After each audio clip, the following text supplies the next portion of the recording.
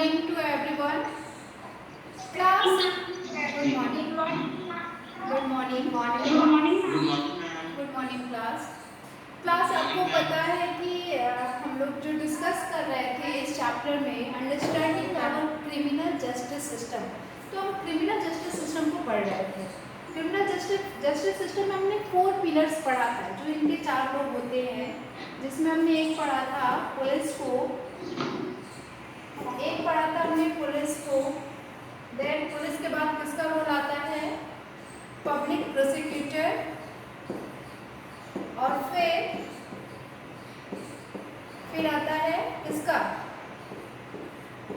बताइए, defence lawyer, and finally जो पूरा जजमेंट जज। हाँ, जज।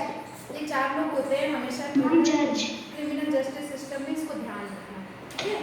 तो चलो, हम लोग बात कर चुके थे, हमने एक स्टोरी समझी थी मिस्टर सिंधे की, जिसमें हमने देखा था कि कैसे जब वो अपने ही डोमेस्टिक जो उनकी सर्वेंट हैं, जो उनकी मेड है, उनके साथ उन्होंने कहा कि इसने ही मेरे पैसे को, गोल्ड चेन को स्टोर करके और उसको सेल कर दिया, 10,000 अमाउंट इसके पास है, तो ये इसका प्रूफ है, ये एविडेंस है कि यही जो है यही एक्यूज्ड है, यही गिल्टी है।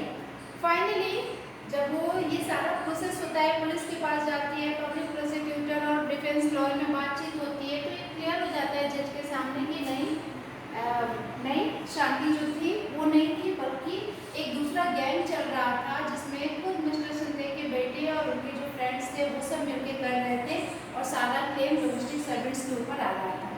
तो ये सारा इस सिस्टम को हमने पढ़ा कि इसमें कौन कौन से लोग हैं और उनका क्या क्या रोल है, पुलिस का क्या रोल है, ठीक है।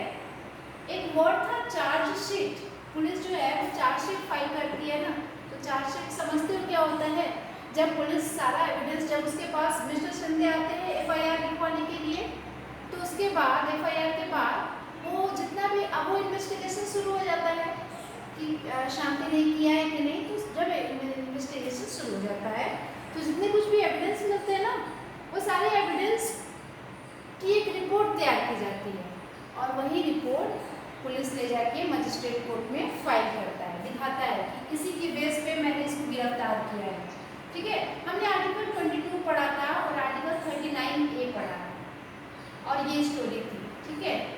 अभी हम आज स्टार्ट करेंगे what is the role of the police in investigating of crime. Police को अभी हम थोड़ा सा समझते हैं। अब देखो, पुलिस का सबसे मेन काम क्या होता है, यस बेटा। Ma'am, please explain fair trial once again. Fair trial means कि जो भी ये सब जांच होती है ना, निष्पक्ष जांच, फेयर मतलब जो भी ट्रांसपेरेंट जो जांच हो रही है, सामने हो रही है, पुलिस, पब्लिक प्रोसिक्यूटर, इन सब का रोल, जज में जो कुछ भी हो रहा है सबके साथ एक ट्रांसपेरेंसी है, यही होता है फेयर। फेयर मतलब जहाँ पे कोई भी निष्पक्ष हो, और ट्रायल मतलब जांच, ये जो कुछ भी हो रहा है ना सब सामने ही तो हो रहा है, उसमें ट्रांसपेरेंसी है, this is known as fair trial, ठीक है। अब देखो, पुलिस का काम क्या है, इन्वेस्टिगेट करना, investigate any complaint about the commission of a crime, जो क्राइम हुआ है उससे रिलेटेड, क्राइम हुआ है उसकी जो कंप्लेंट्स की गई हैं उस कंप्लेंट्स के बारे में इन्वेस्टिगेशन करना, ये पुलिस का पहला ड्यूटी है, पहली ड्यूटी है, फर्स्ट ड्यूटी। एंड इन्वेस्टिगेशन, अब इस इन्वेस्टिगेशन में वो क्या करेगा, विटनेस के रिकॉर्डिंग स्टेटमेंट लेगा, ठीक है, डिफरेंट का जो भी एविडेंस है उन सबको कलेक्ट करेगा। देखो, इन्वेस्टिगेशन में पुलिस क्या काम करती है कि जो विटनेस है, विटनेस समझते हो ना, गवाह, तुमने देखा था कि इन्होंने क्या किया था, जैसे कि हमने एक पढ़ा था ना पिछले चैप्टर में कि जब डाउरी वाला केस आता है लक्ष्मण का, तो उसकी वाइफ को जला दिया जाता है, तो जो विटनेस होते हैं उसके पड़ोसी होते हैं, और उन्होंने कहा था कि हाँ केरोसिन ऑयल डाला गया था, स्मेल आ रही थी, ये वो, तो वो गवाह होते हैं, उनके भी स्टेटमेंट लिए जाते हैं, और वो स्टेटमेंट पुलिस लेती है, ठीक है। तो ये इन्वेस्टिगेशन का एक पार्ट है। दूसरा, जितने भी एविडेंस मिलेंगे उसको कलेक्ट भी तो करना है, तो ये काम करेगी police. On the basis of this investigation the police are required to form an opinion, और उसी के बेस पे वो ओपिनियन बना लेगी, ये नहीं कि अपने मन से कि हाँ इसी ने किया होगा, इसी ने, ऐसा नहीं। वो अपना एक ओपिनियन बनाएगी सारे एविडेंस के बेस पे। If the police think that evidence point to the guilt of the accused person then they file a chargesheet. फिर वो चार्जशीट फाइल करेगी। अगर उसको लगता है कि जो बेटा 1 मिनट रुको, मुझे ये कंप्लीट करने दे तो फिर जो भी होगा आप पूछ लेना। तो जो ये गिल्टी है, जो अभी तय नहीं हुआ है कि वो गिल्टी है कि नहीं, पर जितने भी एविडेंस मिले हैं उसके बेस पे जो ये आरोपी है, जो एक्यूज्ड पर्सन है, जिस पे गिल्ट लगा हुआ है, ठीक है, उसके खिलाफ एक कोर्ट में चार्जशीट तैयार करती है। वही रिपोर्ट जितने भी एविडेंस मिलते हैं ना, उसका एक रिपोर्ट बनता है कि इसके बेस पे मैंने शांति को जेल में क्या किया है, डिटेन किया है। ठीक है, तो ये काम हुआ फाइल अ चार्जशीट, इन्वेस्टिगेशन का काम, और ये दूसरा काम है। और फिर इसके आगे है, as stated in the beginning of this chapter, it is not the job of the police लेकिन to decide whether a person is guilty or innocent, that is for the judge to decide। ये जज का काम है decide करना कि वो guilty है या इनोसेंट है। पुलिस का काम नहीं है। पुलिस का केवल 2 काम है, इन्वेस्टिगेशन और चार्जशीट फाइल करना, बस। Unit 2 about the rule of law. अब देखो एक रूल ऑफ लॉ आता है। अब ये रूल ऑफ लॉ क्या है, इसको समझो। इसी रूल ऑफ लॉ के बेस पे everyone is subject to the law of the land. Means कि जितने भी लोग हैं, चाहे वो पुलिस हो, चाहे वो एक्यूज्ड पर्सन हो, शांति हो, मिस्टर शिंदे हो, या जो भी है, ये सब लोग लॉ के बेस पे ही काम करेंगे। ऐसा नहीं कि पुलिस ये कहेगी कि नहीं तुम जो है, मतलब वो कुछ भी अपने मन से कर पाएगी। उसको लॉ के अकॉर्डिंग काम करना है। क्यों? क्योंकि हम लोग रूल ऑफ लॉ को फॉलो करते हैं। That is very important. इस पॉइंट को मार्क कर लेना। कभी कभी हो सकता है आपसे पूछा जाए कि रूल ऑफ लॉ क्या होता है। यहाँ पे लॉ का रूल चलता है, किसी एक पर्टिकुलर पर्सन का रूल नहीं चलता है। पुलिस का अपना मनमानापन नहीं चलेगा, वो एक्ट करेगा ओनली लॉ के अकॉर्डिंग। ठीक है, इसमें ठीक है। तो पुलिस, जैसे कि पुलिस इन्वेस्टिगेशन करता है, ठीक है, पुलिस इन्वेस्टिगेशन करता है on the basis of the law. ऐसे नहीं कि जहाँ गया वो सामान उठाना शुरू कर दिया। एक तरीका होता है, वो उसको फॉलो करेगा with full respect of human right. Human rights के रिस्पेक्ट को ध्यान में रखते हुए वो इन्वेस्टिगेशन करेगा। बहुत इंपॉर्टेंट पॉइंट है। रूल ऑफ लॉ में आपसे पूछा जाए कि पुलिस के लिए रूल ऑफ लॉ क्या है, तो जो वो इन्वेस्टिगेशन करेगा वो ह्यूमन राइट्स के रिस्पेक्ट को ध्यान में रखते हुए वो इन्वेस्टिगेशन करेगा। सुप्रीम कोर्ट ने इसके लिए गाइडलाइन बनाई है। That is the police must follow at the time of arrest. कि पुलिस जो है किसी को अरेस्ट करने के टाइम उस गाइडलाइन को फॉलो करना है। और डिटेंशन मतलब होता है कैद में रखना।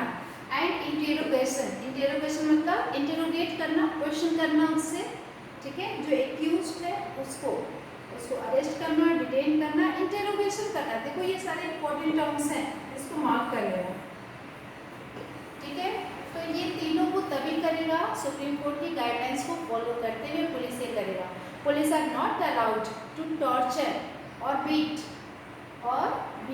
To shoot anyone during investigation. अब वो किसी को शूट नहीं कर सकता है। ऐसा नहीं कि आरोपी मिला और तुरंत गोली मार दी।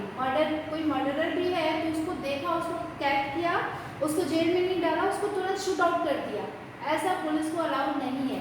ना ही, और अगर आप देखो क्रिमिनल केसेस में क्या होता है, सबसे जो बड़े लेवल का केस होता है वो क्या होता है, किसी का मर्डर कर देना। मर्डर करने के बाद पुलिस को ये अलाउड नहीं है कि उसको आपने पकड़ लिया कुछ एविडेंस के बेस पे, या आप ही ने देख लिया। सपोज पुलिस जा रहा है, उसने देख लिया कोई मर्डर कर रहा है, तो उसने क्या किया, उसको वहाँ पे शूट आउट नहीं करेगा, वहाँ पे उसको टॉर्चर नहीं करेगा, कुछ भी नहीं करेगा। उसको आएगा और उसको जेल में डालेगा। ठीक है, और फिर इन्वेस्टिगेशन करेगा कि भाई उसने मर्डर किया है तो किस बेस पे किया है। हो सकता है कि कोई उसी में करने आया हो तो वो अपने डिफेंस में किया हो। ठीक है, तो ये गाइडलाइंस है, इस गाइडलाइंस को फॉलो करना है पुलिस को भी। इसी को कहते हैं rule of law. They can't inflict any form of punishment on a person even for पेटी ऑफेंस। और यहाँ तक कि अगर छोटी छोटी चीज़ें भी होंगी ना, तो उसके बेस पर भी वो कोई पनिशमेंट अपने हिसाब से नहीं देगा। ठीक है, आर्टिकल 22। यस बेटा।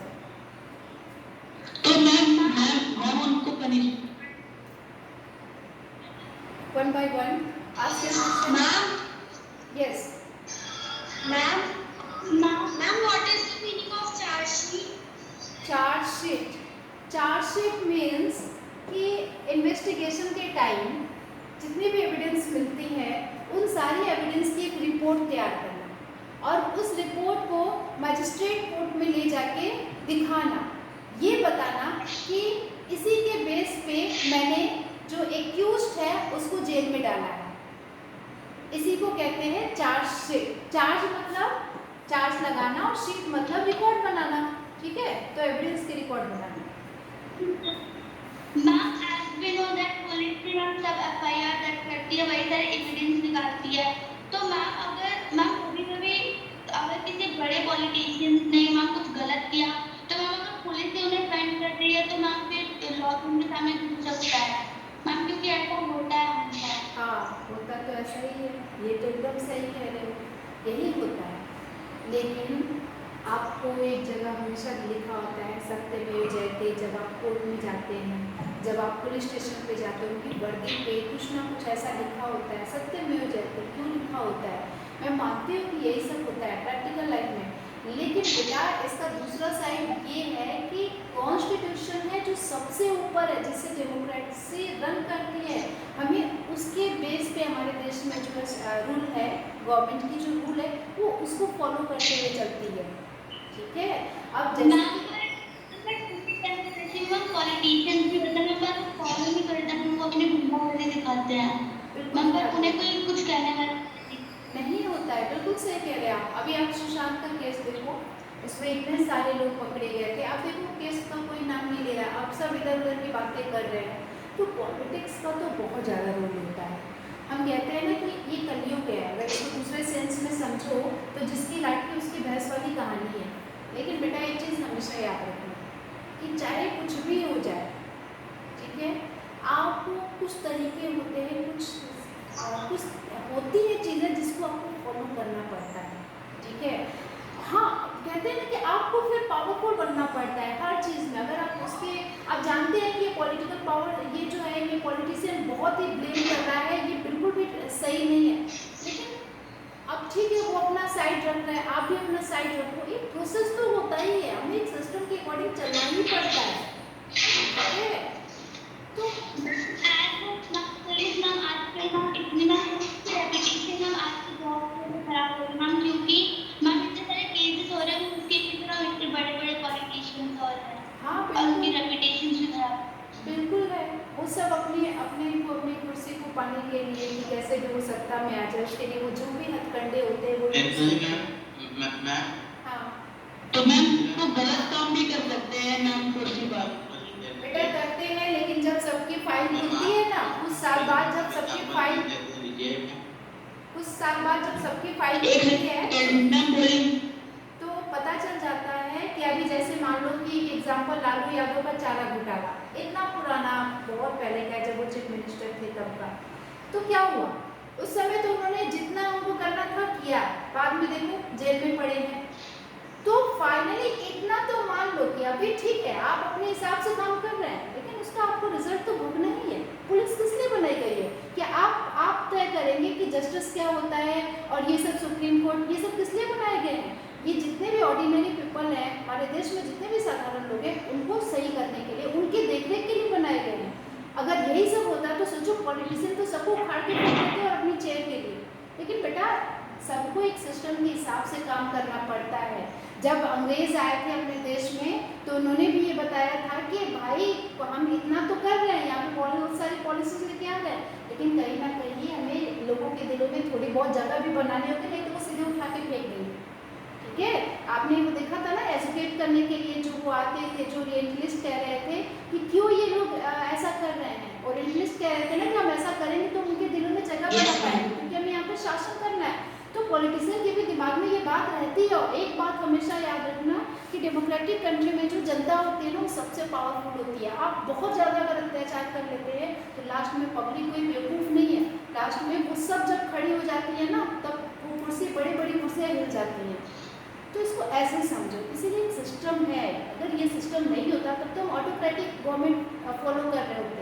जहाँ पे तानाशाह हिटलर ने जैसे जर्मनी में किया था सेकेंड वर्ल्ड वॉर के टाइम पे, ठीक है। अभी जो नॉर्थ कोरिया का जो तानाशाह है वो अपने हिसाब से करते हैं काम।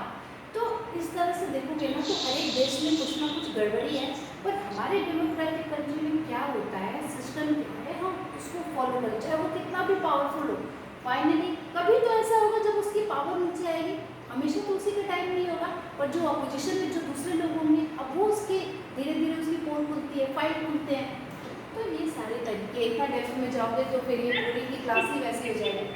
बेटा अभी मुझे चैप्टर ये पॉइंट कंप्लीट कर लेने दो। आर्टिकल 22 देखो, आर्टिकल 22 कॉन्स्टिट्यूशन का ये कहता है कि ये जितने भी क्रिमिनल्स हैं, ठीक है, उनको 22 of the constitution and criminal law, इसका नाम है constitution and criminal law, guarantee to every arrested person the following rights. जो गिरफ्तार किए हुए लोग हैं ना, अरेस्टेड पर्सन, उनके भी फंडामेंटल राइट्स होते हैं। अब देखो उनके राइट्स क्या होते हैं। द राइट्स टू बी, आपने पुलिस ने उसको जेल में डाल दिया, वो अरेस्टेड हो गया, अब उसकी राइट क्या है, the right to be inform at the time of arrest of the offence for which the person is being arrested, ठीक है। तो जिस समय आप अरेस्ट कर रहे हैं, जो उसका टाइम है, उस समय the right to be informed, आपको इन्फॉर्म करना है। किसको इन्फॉर्म करना है, फॉर विच, आप किस लिए उस पर्सन को अरेस्ट कर रहे हैं, उसको आप रीजन बताएंगे कि मैं तुम्हें इस चीज़ की वजह से मैं तुम्हें गिरफ्तार करता हूँ। आप सीरियल्स में देखे होंगे, आप नाटक में देखते होंगे कि वो दोनों हाथ बाहर निकालिए, मैं आपको इसके लिए गिरफ्तार करता हूँ, ठीक है। तो रीज़न बताना पड़ता है। Second, the right to be presented before a magistrate, आपको विद इन 24 आवर्स, आपने अरेस्ट तो कर लिया लेकिन 24 आवर्स के अंदर आपको उसके मजिस्ट्रेट के सामने प्रेजेंट करना होगा। कहीं ऐसा नहीं कि पुलिस अपना मनमानापन, अपना कोई दोष, वो कोई अपनी कोई शत्रुता निकालने के लिए उसको वो कर लिया हो, अपना कोई रिवेंज लेने के लिए किसी को गिरफ्तार कर लिया हो, उसको 24 आवर्स के अंदर उस अरेस्टेड पर्सन को मजिस्ट्रेट के सामने पेश करना होता है। तभी मजिस्ट्रेट ये पता लगाएगा ना कि इसने सही में कुछ किया है या पुलिस ने अपने मन से किया है। तो ये राइट है। Third, the right not to be ill treated और टॉर्चर्ड ड्यूरिंग अरेस्ट। तो ये क्या है, not to be ill treated, जब आप उसको अरेस्ट करेंगे तो उसके साथ आप इल ट्रीटमेंट नहीं करेंगे, बुरा व्यवहार नहीं करेंगे, ना ही उसको टॉर्चर करेंगे। लेकिन शांति के जो भाई था सुशील को जब पुलिस ने, एसआर राव ने, सब इंस्पेक्टर ने अरेस्ट किया था तो उसको एब्यूज भी किया था, उसको पीट भी किया था, पीटा भी था बहुत ज़्यादा, अपनी कस्टडी में रख के। Next, confessions made in police custody can't be used as evidence. अब मान लो कि पुलिस ने अरेस्ट कर लिया और उसे कन्फेस करवा रहा है, नहीं तुम ये कहो कि हाँ तुम्ही ने किया था, और उसको फिर एविडेंस बना के दिखा रहा है, तो ये नहीं होना चाहिए। Can't be used as an evidence confession को, ठीक है। नेक्स्ट है a boy under 15 years of age. अब ये देखो, ये आप लोग के लिए, जो अ बॉय या गर्ल जो भी है, जो 15 ईयर्स से कम के हैं और women can't be called to the police station, उनको पुलिस स्टेशन नहीं बुलाया जाएगा 15 साल से कम के बच्चों को। क्यों? ओनली फॉर क्वेश्चनिंग, सिर्फ क्वेश्चनिंग के लिए कि आपने क्या देखा था, आपने क्या देखा था, उनको पुलिस स्टेशन नहीं बुलाया जाएगा। ये है आर्टिकल 22 जो ये फंडामेंटल राइट्स अरेस्टेड पर्सन को देता है, ठीक है। तो ये हो गया। नेक्स्ट है supreme court of India has laid down, देखो तो ये तो हो गया आर्टिकल 22। डी के बासु गाइडलाइंस हैं, ये बहुत इंपॉर्टेंट है। अब डी के बासु कौन है, ठीक है, तो एक ये जो नॉन पॉलिटिकल ऑर्गेनाइजेशन में कोई लीगल लीडर थे और उन्होंने अपने कुछ गाइडलाइंस बनाई थी जिसको सुप्रीम कोर्ट ने फॉलो किया था, ठीक है। क्योंकि वो देख रहे थे कि जो कस्टडी में जो अरेस्टेड पर्सन होते हैं तो वो पुलिस कस्टडी में जाके उनकी बहुत ज़्यादा डेथ हो रही है, तो उन्होंने कुछ गाइडलाइन तय कर दिया पुलिस के लिए। अब वही पुलिस ऑफिशियल्स जो थे, अब वो गाइडलाइंस क्या थी, the police officials who carry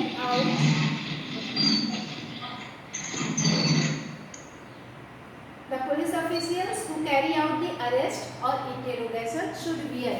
देखो बेटा ये लाइन ध्यान से पढ़ो। The supreme court of India has laid down specific requirement and procedures that the police and other agency have to be follow for the arrest, detention and interrogation. Police को इस तीनों time में supreme court के द्वारा जो process बनाया गया है उनको फॉलो करना पड़ेगा, जिसको डी के बासु गाइडलाइन कहते हैं। इस गाइडलाइन में पहला ये है कि पुलिस ऑफिशियल्स, जो पुलिस अधिकारी है, who carry out the arrest, जो किसी को अरेस्ट कर रहा है या इंटेरोगेशन कर रहा है, पूछताछ कर रहा है, वो कब करेगा? जब उसने अपनी वर्दी पहनी हो। Should wear clear, accurate and visible identification, जो नेम प्लेट होती है ना पुलिस की, वो लगी हो। आप देखते हैं उनके शोल्डर पे कुछ स्टार्स लगे होते हैं, वो पहचान होती है कि इंस्पेक्टर की 2 स्टार और 3 स्टार, जो भी है, सब इंस्पेक्टर की इतने स्टार होते हैं। उसके ऊपर के जो ऑफिशियल्स है उन सबके स्टार्स होते हैं। आप तो आर्मी बैकग्राउंड से, वो आप जानते होंगे, ठीक है।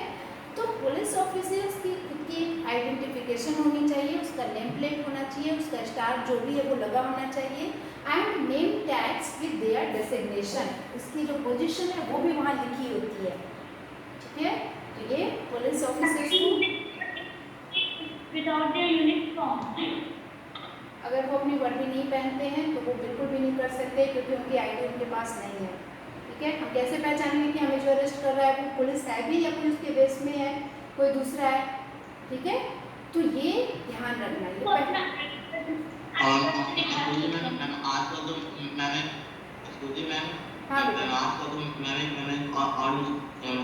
नकली पुलिस से सावधान। हाँ, नकली पुलिस से सावधान। इससे क्यों है? इसलिए कोई गाइडलाइन बनाई गई ना। कहते हैं ना कि मैम पावरफुल लोग अगर मिसयूज करते हैं तो जिस बच्चे जिनको ये पता होगा ये गाइडलाइंस के बारे में, जो अवेयर होगा, अभी तो आप इस चैप्टर को पढ़ रहे तो आपको पता चल गया कि ये तरीका होता है कि अगर हमें कोई भी अरेस्ट करना चाहे तो हम उसके लिए क्या क्या देखेंगे। हम देखेंगे कि उसने अपनी नेम प्लेट लगाई है कि नहीं, उसका डेसिग्नेशन है कि नहीं, उसने वर्दी पहनी है कि नहीं, और ठीक है। तो हम ये चीज़ें देखते तो हम अवेयर हो गए। लेकिन इंडिया में तो बहुत सारे ऐसे लोग हैं जिनको ये सब पता ही नहीं है, तभी तो एजुकेशन दी जा रही है ना, कि एटलीस्ट इतने तो अवेयर हो जाओ कि अगर कोई अगेंस्ट में करता है तो खड़े हो सको, अपनी बात कह सको उसके सामने। Second point, a memo of arrest should be prepared at the time of arrest and should include the time and date of arrest. जब वो अरेस्ट करेंगे ना तो उनको टाइम और डेट, ठीक है, ये उस समय प्रिपेयर होना चाहिए, अरेस्टिंग के टाइम में वो लिखेंगे। It should also be attested, और उस पर अटेस्ट होना चाहिए। अटेस्ट समझते हो ना, वो जिस पे वो लगता है, मुहर लगती है, बाय एटलीस्ट 1 विटनेस, एटलीस्ट एक विटनेस होना चाहिए जो पुलिस को तैयार कर रही है अरेस्ट के टाइम में, जो टाइम और डेट लिख रही है उस पर एक विटनेस की अटेस्टेड की हुई कॉपी होनी चाहिए। वो कुड इंक्लूड, या तो वो फैमिली मेम्बर हो सकता है, ठीक है, कोई भी हो सकता है जो विटनेस है। द अरेस्ट मेमो, इसको अरेस्ट मेमो कहते हैं, ठीक है, should be counter sign by the person arrested. अब वो उस पर साइन करेगा, जिसको गिरफ्तार किया जा रहा है वो उस पर साइन करेगा। Should be counter sign by the person arrested. Next, the person arrested, detained और being interrogated has a right to inform a relative. वो अपने, उसके पास अधिकार है कि वो अपने रिलेटिव को एक कॉल कर सकता है। देखते हो ना पिक्चर में कहती है ना, वो जो भी एक्ट्रेस होती है कहती है क्या मैं ये कॉल कर सकती हूँ अभी, ठीक है, इन्फॉर्म। आपने देखा होगा बहुत सारी पिक्चर्स, मूवी। हाँ, तो has a right to inform, has a right to inform a relative, friend और वेल विशर। वो अरेस्ट किया हुआ पर्सन जो है उसको ये अधिकार है कि उसको एक कॉल करने दिया जाए। विद अ फ्रेंड, और वो बता सके कि भाई मुझे यहाँ पे गिरफ्तार कर दिया गया है, आके मेरी बेल कराओ, मुझे ले जाओ यहाँ से। विद अ फ्रेंड और relative lives outside the district. मान लो कि कोई उसकी जो लीव है वो मतलब कोई डिस्ट्रिक्ट के बाहर है, उसका कोई रिलेटिव या फ्रेंड, ठीक है, तब क्या होगा? The time, place of arrest and venue of custody must be notified by police with in 8 to 12 hours after arrest. मान लो कि कोई फ्रेंड को बुलाना चाहता है, वो फ्रेंड बाहर है और उसको अरेस्ट कर दिया गया है, ठीक है।